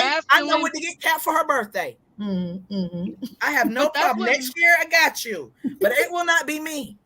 No. But that's what I think makes masculine presenting women great. Like, like at the end of the day, you feel me? We fine, okay? We When still y'all get naked, fine, it's okay? beautiful. All right, it's all there. Hourglass shape. I mean, some people shape like a pencil, but that's God gave it to you. If pencils right. They useful. You know. But we like, masculine presenting women is like cool because you still get the LL Cool J, you feel me? But then you take it off and who fine, who thick, But when you get I think even still in your there, Tyra Banks on. even still in there, I think it's the confidence thing, right? Because anybody can put on anything, feminine, masculine, anything. A feminine woman can put on a big T-shirt, and you just be like, okay, you went to stay the night at your grandma's house. But somebody else might be able to put the big T-shirt on with, and wear and be like, okay, wait a minute, You didn't walk out the kitchen, forget what you about to cook. We need to go to the bedroom at that point. You know what I mean? So I think it's honestly the confidence that you walk out with it, because not everybody, not people, masculine presenting studs, however you want to say it, as I was in my crop top and my hoochie daddy shorts for New Orleans Pride because it was hot as hell. Yes, it was. I still got And I got all the And that's- videos. If anybody want to look at them, you know what I mean? I got her doing a stomping and everything. I got footage. And I get it. I got great angles. And I get it. But because confidence of this is how I want to walk out, right? This is how my representative, if people want to say it like that, is going to walk out in the public. So that's fine. I understand that the crop top and the shorts is not for everyone. I don't expect to show up at an event and see Cupid in a crop top and a pair of shorts, right? Nobody expects that. She should though. I don't think I don't think none of us want to. I'm voting for no. We all vote for no. It's the confidence. It's the confidence that it is, right? We as an organization have a flip flop party, right, or a turnabout party, as people say, and we are known for flipping over to the other side for our good fundraiser thing. That's not for every organization. I understand that, but that's what we choose to do and do it because we have that comfort to be able to realize, okay, we're women at the end of the day. But if you are not comfortable walking in every situation like that, then don't do it. But that's because you're gonna open yourself to be looking like a fraud or looking like your representative was that person in the basketball shorts, and now you in these little shorts, and now you're confused and you don't know who you are. Yeah, I know who I am, regardless of if I come in with some basketball shorts and a beater on, a big t-shirt, or if I want to wear my crop top, I'm going to present myself to myself, and it's never going to matter what I have on, right? And I think everybody has to them legs. What? Leave my legs out of the picture. You got the legs. No, y'all got to see them legs. I got video. I got great angles. You got some. I missed the legs. You got some. You got some thunder thighs, Kat. Oh, she does. It'd be like, bro, I don't even, because there's bro. I'm next time I have to look at your legs. You do. Check them out. Okay, I have to see what they hitting for. I got video. You'll see them all in Dallas. I'm gonna be in Houston. I meant to tell you that I'm there. I'm front and center. You'll see them there too. And I'm the same Kay. And I'm gonna wear the basketball. I'm gonna wear the basketball shorts. I got you on the basketball shorts. Kay said she's gonna be in booty shorts or gray sweats. That's me. I'm either wore booty shorts or depends on what energy I'm gonna give you. Because sometimes I'm Big Daddy B and sometimes I'm B. Nah. Let us not public Big Daddy B. Attention, public. There's no such thing as Big Daddy B. That woman said she Big Daddy B. You heard what she said. She is a feminine woman. Daddy, no, Big Daddy don't encourage the crazy. Don't encourage the crazy. Don't do it. Hey, don't Big do it. Big Daddy blasphemy. Oh my God! Do not put the. What is wrong with you, Lord? She ain't mean to add you in on this. She don't know no better. Anyways. So, and obviously that kind of centers around our topic tonight as far as like tops and bottoms and these hetero gender roles and everything. So just from my understanding, and we can kind of tie this up again too. So with this new language and understanding of what there is, and I think B, you had mentioned the topic about like sassy studs, aggressive femmes, and all these new terms that are coming out, like, and you could just give like a really short answer. Why do you feel like this is like these gender roles? Like, why do you personally feel like this is something that we hold on to as a community? I'm a gay boy. I honestly feel like people just like to feel included. It's basically about inclusion. You want to feel like you're in a group. Understand you. So of course they come up, aggressive femmes, and instead of, for years we've been hearing it, we were tomboys, then we went to AGs, and now we're aggressive femmes, and now you're sassy studs, because that's all an aggressive femme is a sassy stud, to be quite honest with you. But hey, it is what it is. But it's just more about inclusion. You want to feel included, you want to be in a group, you want to have like-minded individuals that you can fans your story, and if you express something, they understand your struggle, and that's basically what it is. Unfortunately, it's getting out of hand, but it's just, that's basically all that it is. It comes out to being included. Just like studs, they want to feel included in something. They want to have a bro code, even though no studs get along with each other. It's weird, but they want to have a bro code. They want to feel like they're in a group. Everyone understands each other. Hey, and that's where they came up with the stud handbook. It's just weird. Okay. It is a comfort. You know what? I think I found out why studs actually argue with each other, and it's starting to make a lot more sense to me now. So, Oh gosh. like, what I learned in NOLA is that a lot of studs don't have representation. We don't really know each other. You know what I mean? Like, it just don't happen, right? NOLA was probably the first time that I actually really interacted with a group of masculine presenting women, and shoot, didn't want to be like, hey, man, what's going on? And I think that when we do encounter each other, right? Most times you encounter the ignorant one and they probably fucking your bitch. You feel what I'm saying? So like when you see another one, you just get possessive and be like, this my shit. You feel me? You start getting territorial. Like, or sometimes you can be the only stud in a 5 mile radius. You know what I mean? So you get all the hoes. Then the next thing you know, another stud come. You feel what I'm saying? Now it's they battling for hoes. You feel me? And instead of just enjoying the backpack, you know what I mean, together, you know what I mean, and go on tour and embrace each other. How you You battle know, for we just hoes do and the hoes stupid for shit. everybody? I'm confused. That's if But she ain't a bitch, she a I'm hoe. saying though, I'm just saying, some people just like, they just territorial about their hoes. You feel what I'm saying? I mean, how am I gonna ask this bitch for $25 and she giving you 50? Okay, Destiny. Like, Oh my god. you just I don't took know this how we all got away. here.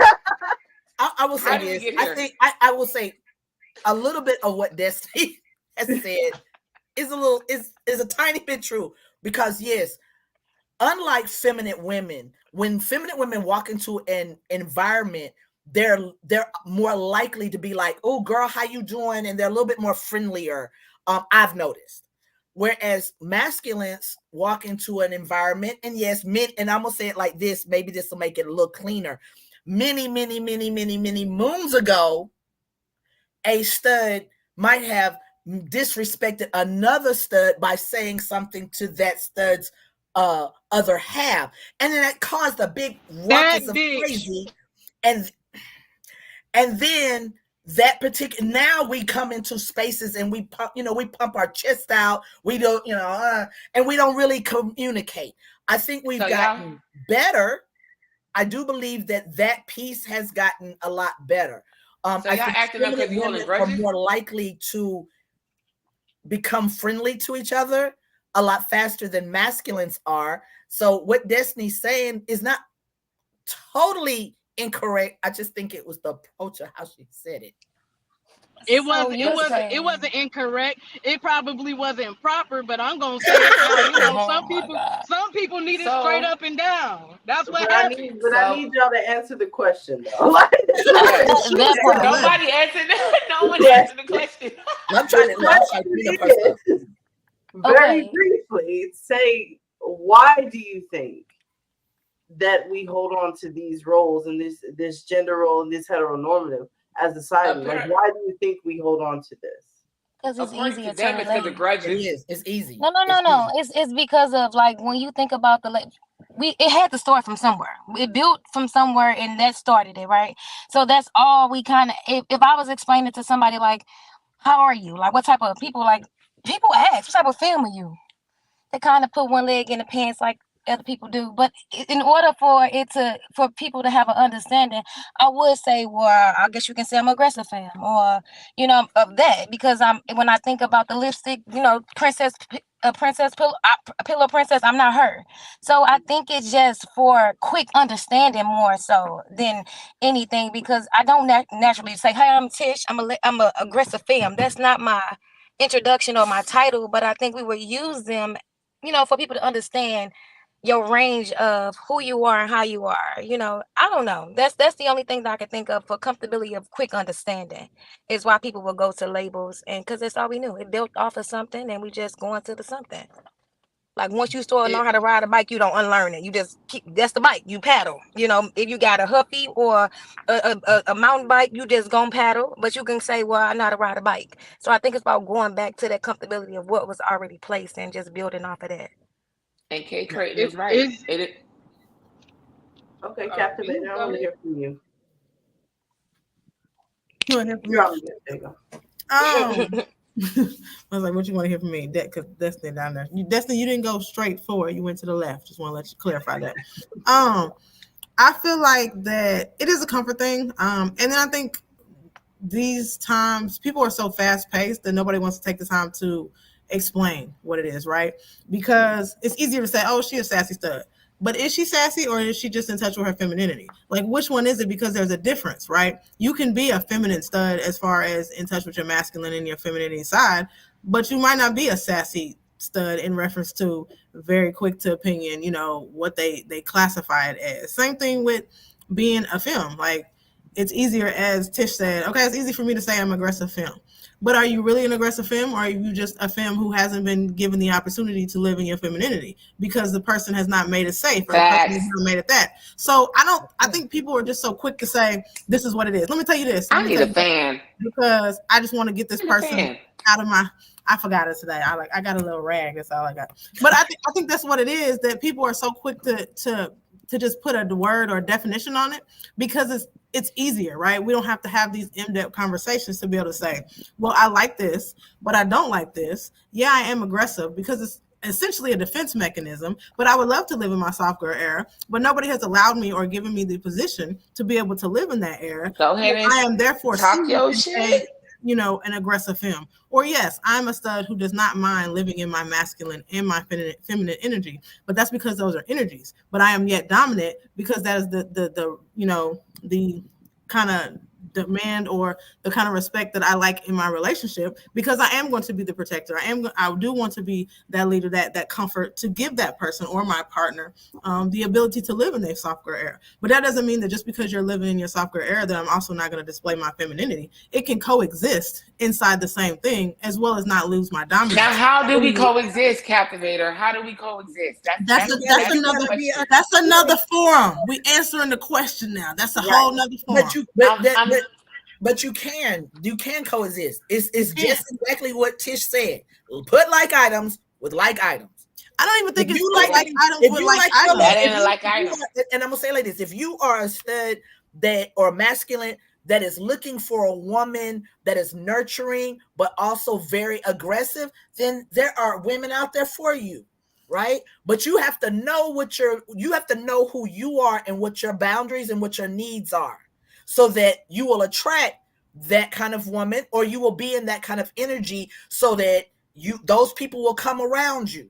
But I don't think everybody knows what kind of energy that they want to or need to be around. And that's they don't know they So I can be dominant. I can be, you know, aggressive in reference to that's what I'm going to bring, right? The safety, the protection, all the things that B said at the beginning. But I can also live in my femininity of, hey, I don't have to be hard all the time when you come up. If you are feeling vulnerable, if you need comfort, if you need all of this, then guess what? I can provide that in a conversation, but I can provide that also in my answer of not being a hard ass and just putting up this exterior. We can genuinely have a progressive conversation of me showing you my vulnerability and your vulnerability as well, but I can still be living in a dominant energy of, hey, you're still okay, you're protected while you're breaking down, but I'm going to share this moment with you because it's a genuine moment and it's a vulnerable moment. It's not okay, I have to either choose. Do I want to be dominant? Do I want to be aggressive? Do I want to live in my masculinity? I want to live in my femininity. That's why you date. You feel what I'm saying? Like, you never know. Different people bring out different things, right? Like, it's not about dating. Like, I'm not saying that. I'm not dating. I just feel like black women. I'm sorry, but I'm just gonna touch base real quick, and I'm sorry for cutting you off real quick. I just feel like as black women, we fail to provide that space where we just need to have that safe space, and that's the problem. And I feel like that's one of our issues.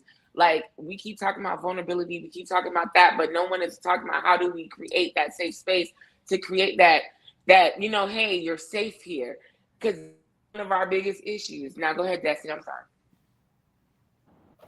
Well, thank you, B, and I'm so I'm sorry. happy for your answer. No, that was straight. That was perfect. But I'm saying like that's why. But those reasons, that vulnerable space, you don't know until you know what you like and you understand what you are, and people make you comfortable. So you gotta, you know what I Until mean? you It's a know what different you like, you intimacy. cannot You tell gotta be the anybody what mermaid. you like or what to make you comfortable. Until you I mean, individually but you know Exactly. what you it you is that have, you but like and what you want, you if you cannot like tell that person. chocolate. Hold No, on, you Yeah, one I'm don't. No, saying, you No, don't. you don't. No, you Because one there's don't. You 12 second, don't one different, know second, until there one you is have second. 12 chocolate. different hold kinds of on, Hold on, wait, chocolate. wait, hold wait, on, hold wait. on. One There's second. there's 12 One different kinds of second. chocolates. I want her to get her thought out first, Yes, and go then you ahead, guys Destiny. can I'm reply. sorry. I'm So sorry. Man, it's so because please, I'm the Destiny, baby, get your ain't it? thought out. No, it wasn't Because that. I'm the I had baby. to. But I'm All right, saying like, Destiny. all right, you have if you got a favorite color, you know some base things about you. You know your name, you know you a female, you know you like females, right? You could just start off there, and just be comfortable in what you know, and then the things that you're not sure about, that's when you mix and match with other people. You know what I'm saying? To give you, and then that trust and that bond that you build with somebody creates that vulnerability spot, and it can assert different feelings in different areas. So like you're not gonna always know who you are coming into a situation, because somebody might challenge or bring something else out of you, and that is okay, because that's how you evolve, that's how you grow. People are supposed to talk and intermingle either so they can evolve. That's like part of life. So you don't have to know everything. You just got to be confident in what you do know, and understand and have an objective of what you don't know and what you want to know.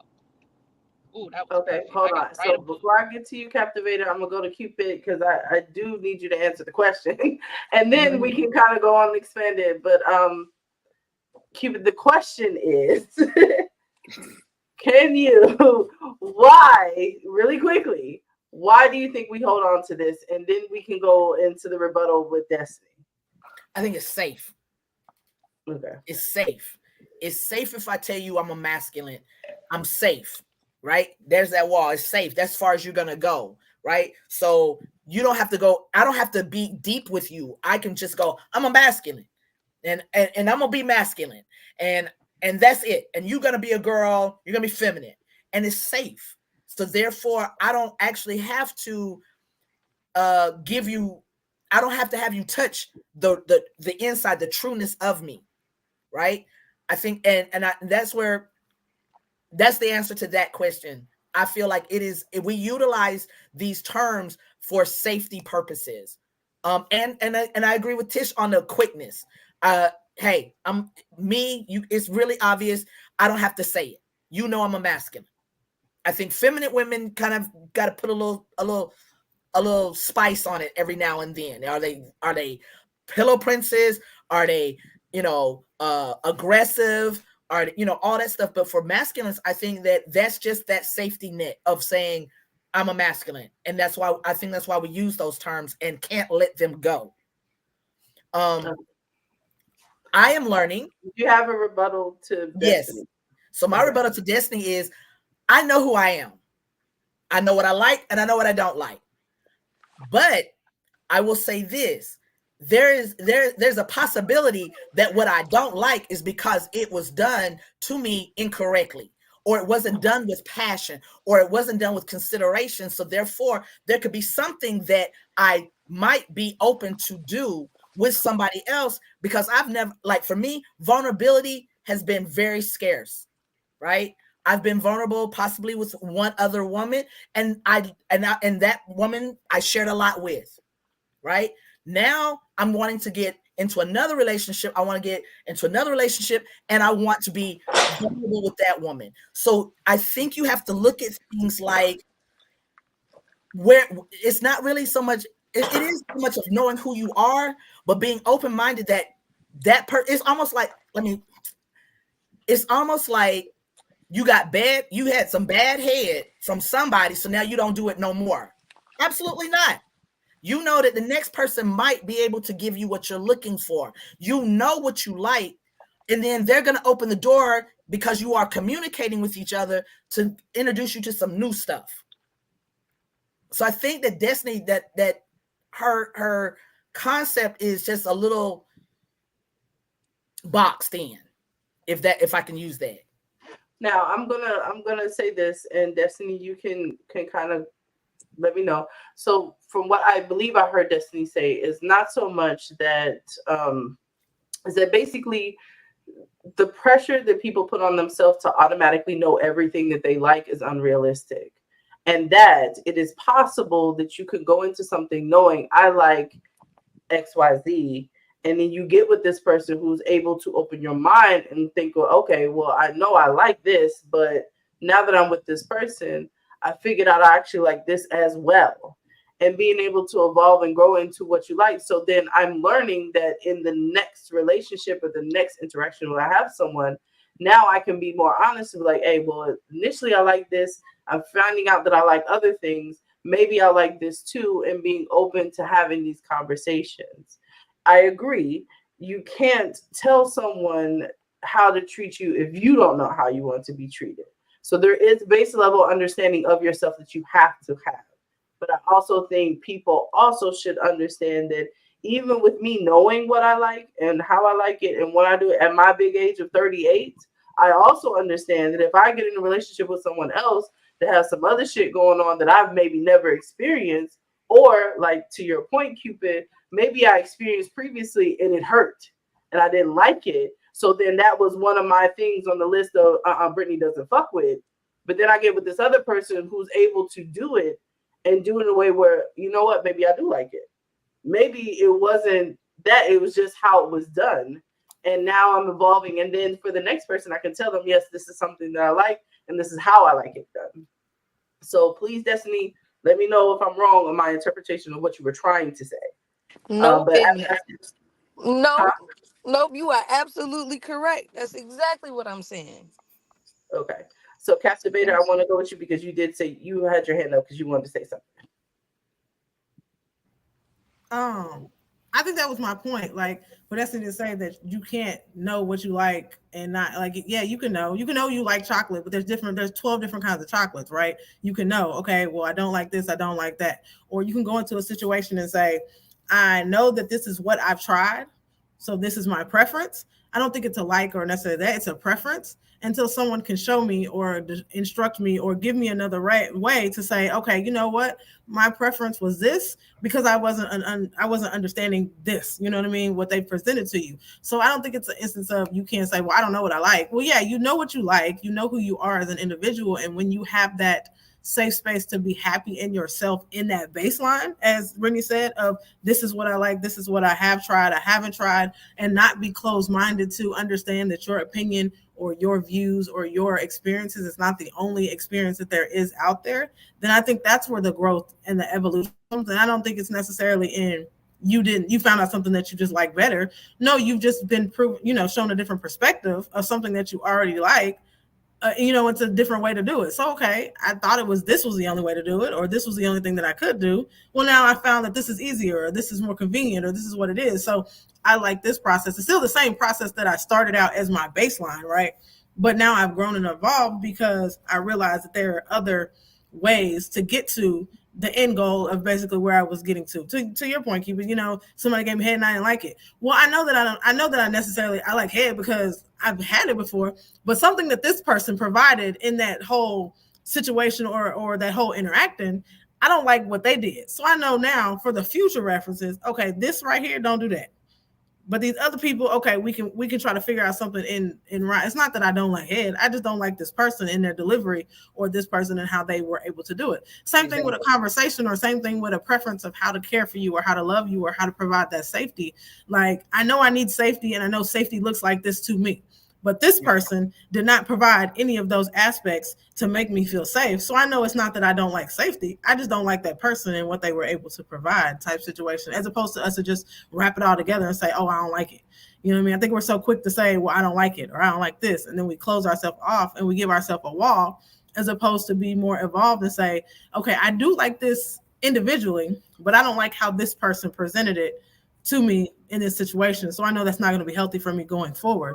It's still something I like, but this person presented it in a way that I'm not going to be able to tolerate it in my life, in my position. So I think we should look at it differently, as opposed to just automatically saying, oh, I don't like it. Now I have this wall up. Well, let me go over here. Well, now I don't like it again. Well, now I got 2 walls up. So now I meet somebody else and I have 2 walls. Well, they didn't did something else that was not wall 1 or wall 2. Well, now I got 4 and 5 walls up. You finally meet somebody that is down the road offering you a different perspective or a different outlook. Well, they got to get through these 12 walls from these 2 other people before you can even realize, wait, maybe it was something that I did like in wall number 2. I just was already so closed off that I was not even willing to give nobody else a chance to even prove that that's what I like. You know what I mean? We so quick to throw up that wall. That was just my point to Destiny. Like, I understood what she was saying, but I think the delivery was a more of a, let's not put it all together and just automatically throw up a, okay, I don't like it. Maybe it's a, I don't like that person's delivery or that person's, perspective from what it was. But do Femmes go through that same thing? Of what? Absolutely. Of what you saying? Of not liking stuff? Of meeting somebody, meeting us, like, explain to us, if you don't mind, that if you're meeting a stud that is like that or does not know who they are, is that difficult for you all to be with that person or to get them to be comfortable so that you can have your soft air, or do you have to stay that dominant feminine woman with them because they don't know who they are? So I can, on my behalf, for me, I'm just gonna be me, right? I'm just gonna show up and be Tish. I can't really, because I'm so fluid and who I am, and y'all know I like film stud, so it's not like I'm already in the role. I say if the question is if you can't communicate with me, or I'm a mental person. I need to be mentally stimulated. So those are my no's. Like I will stop, and I don't want to drag it on for you or anything. And I'm okay. I want people to understand, like, maybe every relationship ain't meant to be romantic. Maybe we are meant to be in each other life. Maybe we have some things in common. Maybe we mesh well. Maybe we like Harry Potter together. Everything isn't meant to be romantic. So I think my thing is, and what like keeps me like dodging things, is because I'm gonna be your friend first. I'm being friends first. That's the rules for me. I want to get to know you, and I want us to get to a space and a place to where we got such a great friendship that we know if we gonna hesitate before getting in a relationship because we don't want to break our friendship if we're not sure. So yeah, I will not talk to you, and not in that way. And I'm okay with saying, hey, what I'm saying, I don't think we compatible. I don't think that we will mesh well in these situations because I'm doing this, you prefer that. It's about, again, going back for me, putting those like items with like items. Like I said, we can't be night and day. People think opposites attract, and that means like if I like to wash and you like to fold, not I'm communicating, you're not. It's not going to work out if you don't want to talk, and it's something that I need. So yes, I will cut something short. I will give it its due diligence because I get that I want to be taught something. So how dare I act like I can't teach anybody else something? I want you to come in my space and be able to enrich and give me something, because I want to be able to learn. I want to be able to seek you in a way that sets you apart from. I got sisters, I got sororities, I got bros. I love them. I got enough people in my life that I'm full of those connections that I can be single and don't feel lonely. So what is setting you apart? Because you can just go be a bro. You can be a friend. We can do that. So I need to feel fed. I need to feel like you can. If I'm calling you to say, "Babe, guess what?" and then you gonna sit there, you don't know what to say to me because you're not used to having conversations. That matters to me. So I will not, and I will express to you in a way that so you can understand, and maybe it can help you going forward. I'm not her, but for the next her that she may be, understand that some people seek communication. Talk about those things in the beginning. I just feel like if we have conversations, we already know we just gonna be friends. Because you talking, I don't feel like explaining nothing. I don't want to talk. That's gonna let me know you ain't for me, and I can check that off. And I ain't gonna be cute. We ain't gonna flirt. We ain't gonna nothing. Because baby, you gonna have to talk to me. So just having conversations is just being honest. Yes, I will stop talking to you. Yes, we will not go together, and you become a friend fast. You will. I agree with Tish on that one. Definitely do. I agree. Absolutely. So I know we talked about like what we believe is like the reason for it. And I'm always about like when you have an issue, you should also have a solution. So really quickly before we end the show out, what is one thing that you think that we should be doing or could be doing to kind of combat this hold, this stronghold that this has on our community? Being And I'll honest start and with you, communicating. B, and I'll go Go all the way ahead. back up to the top and end with Cupid.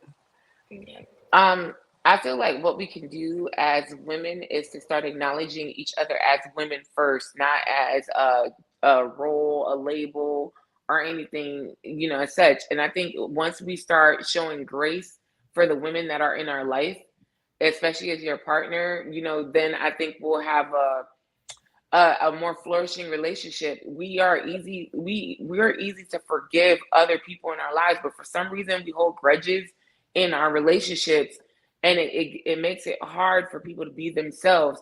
Because if you're always reprimanding me or you're always chastising me about something, then of course I'm gonna either hide it or I'm gonna change. Like I'm gonna change it just to fit you. But am I really authentically being myself? So I think we need to start providing those spaces, operating in grace and actually being women in this in our society, instead of seeing each other as studs and femmes and all that other stuff. F the labels. Like, let's look at each other as the women that we love. You love women, then show each other that we actually genuinely love women and stop hating on each other. Absolutely. Tish, how do you think that we could kind of combat this? What would be the solution? Communication. Like, I really just think authentic and genuine communication, not you just, you know, don't be honest. What do you, I don't get not showing up. I'm going to show up as me because I want to be with somebody who want to be with somebody like me. I don't want to be with somebody who want to be with somebody who I'm pretending to be. So just being authentically you and showing up and communicating who you are. And it don't got to look like a whole bunch of rules. It don't got to look like, well, I decided, who, let your actions match your words. Communicate and have those conversations. Yes. We know better now. At first we didn't know. We were just out here. You know what I'm saying? We were just here and there. Mental health and talking and therapy are such a big thing right now. And you ain't got to be ashamed, baby. Talk to me. Tell me your feelings. I think it be, and let your past be just that, your past. Only go back to your past if you're trying to correct something. I don't want to have to deal with what Shorty did to you, because I don't. That's not fair. So we have those we have those talks and the open communication, and we showing up authentically. I think that will really just cure a lot of misconceptions, a lot of holes, and make us feel full and the women that we are and could be for one another, even if it's not romantically. Let's talk Hmm. about it. Okay. I agree. All right, Destiny. I mean, be confident in what you know and be confident in what you don't know. Like, you're don't let society tell you what role or what you should be, like, especially like, and this message is personally for like people that don't see the representation of themselves a whole lot, or like is like very condemning. Like, it don't have to be like that. You can talk, be yourself, and when you don't know, go back to your principle, morals, and values, and that's gonna lead you the right way. Like, because it led me. And then eventually, once you get your values down, then you'll be able to know how to conduct yourself. But conducting yourself is not what society says. It's about who you are as a person. And who you are as a person is all about what kind of business do you stand on. So shoot, stand on it. Stand on what you know and be confident in what you don't know. You And gotta let talk. people, yeah, and let people, you know what I mean? And date different types of people. Like, like, do different types of things. Like, for the studs without, representation, and you want to do this, that, and the third. Like, let me tell you, there is a group, like, everybody not ignorant, bro. And that's what I learned in NOLA. Like, everybody, like, even on this panel, like, it's been really eye-opening. And I also want to give a shout out to Brittany and Cupid for even making this a thing, because y'all don't understand how important NOLA was to me. Like, I cried for a week after that whole thing. Like, it was my first time outside. Like, it was just like, I don't even do pride. Like, I really don't. I be thinking that shit gay. You know what I mean? I be thinking a lot of things is ignorant. But like, it was really cool. It's different forms and you can be yourself. So be confident in you. Be confident in what you don't know and stay true to your values. If you don't know, you just gotta break it down and get your ass a dictionary. That's how you start. Uh, Amen. Thank you so much for that, Captivator. And then we'll end it out with you, Cupid. Oh, I don't get the question repeated like everybody else. Yes, I can repeat the question for you. She knows she remember the question. Quickly. I didn't want to be left out. What is the solution? Because we Mhm. talked about like why we feel like this is an issue. Like, what is one thing that we can do to kind of solve or combat this? Being honest with oneself, right? If you cannot self-reflect and be honest with truly who you are and what you represent and stand for, regardless of what that is, then I think you are setting yourself up to be influenced by everything and everyone that comes into your space. So if you are not truly honest with who you are, regardless of what that is, dominant, feminine, masculine, aggressive, lipstick, any label, any alphabet, any season, any whatever you want to put on yourself for that weekend, that day, that time, if you are not confident and not real with yourself, then as soon as somebody says, okay, well, I don't think you're that, you're this, you're going to say, well, okay, well, people understand that more, so I'm just going to go ahead and say this, right? So we have to start being real with ourselves in general, so that we're able to be more confident in who we are and just kind of self-reflect in regards of, is that true? Is that this? Now we can communicate. Now we can, all of the stuff that everyone else before me has said becomes a ripple because we've been honest with ourselves. Now we can communicate. Now we can be truthful. Now we can not show our representative. Now we can be living our authentic selves, right? All of that stuff trickles down into everything else that we have just because we decided to actually be truthful and be honest with ourselves as opposed to just putting on this facade. Absolutely. Great. And then Cupid, you can end this out. I don't know. Maybe you just don't pick a label. Don't pick a title. Just I'm Amber. I'm Cupid. I think that I agree with what everyone has said, and I think you have to take that. And I think Destiny has a good approach about it. Is that she went outside and she walked around. She didn't speak. She just saw people and she listened to them, and she got a chance to see different versions of masculine, different versions of femininity, and then she was able to say, oh, I like that, and you can pick and choose, be whoever you want to be, but be confident. I agree with everybody. Be confident in that. I'm very super masculine, but with a partner, I'm not as super masculine, right? So I think you have to kind of define who you are so that you will attract what you like, what you want. And don't let nobody tell you can't be. I don't really understand a sassy stud, but if you want to be a sassy stud, by all means, go be a sassy stud. If you want to be a hardcore, nigga on the street, by all means, be that. But be confident in it. But also don't be toxic. So I say that in the fact of be patient, be flexible, and be open-minded. And ask questions. Don't be afraid. If you don't know what something is, if you don't understand it, I agree with Destiny. I don't know about the dictionary part of it, but ask somebody. The whole purpose of this, everybody on this panel, we are not the be all of the world. What we say is not gold, but it is a nice starting point for people to take what we say and what you've heard here and go have that conversation out there with your friends. Ask them what they think. Ask them what they see. Does that mean you need to change who you are? Absolutely not. But it also gives you more information. Look at other people's viewpoints. Doesn't mean change who you are, but be open-minded. Sometimes I think that way you can have that sassy stud moment in your life with that where you're able to give your partner that soft girl era.